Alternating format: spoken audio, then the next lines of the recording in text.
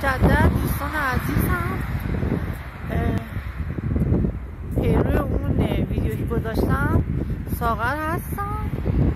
اون یک کاور از بانو هستی اجرا کردیم. بخش اولش این کاور رو میخوام از بانو هایده اجرا کنم. بخش اولش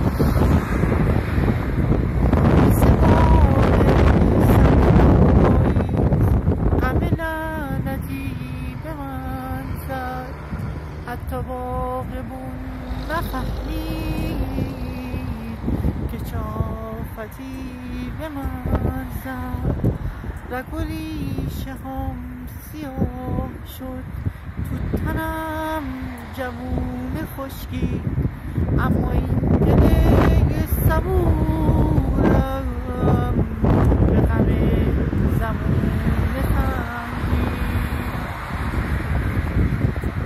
آسمون بس جنونی، آسمون تشنه خونی، آسمون مست گناهی، آسمون چه رو سیاهی.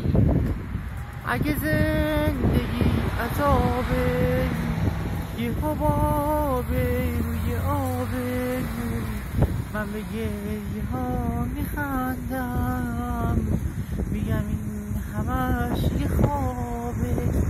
مثل باده سرد پایی، همه لعنتی به من زد، حتی باقیمون نفهمید که شافتی به من زد.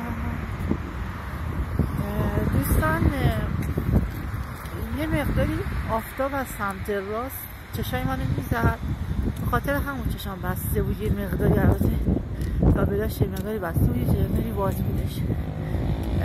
من لایک کنید، دنبال کنید تا ویدیوهای بیشتری براتون بذارم، بیشتر بخونم. ممنونم از لطفتون، تشکر، خدا نگهدار.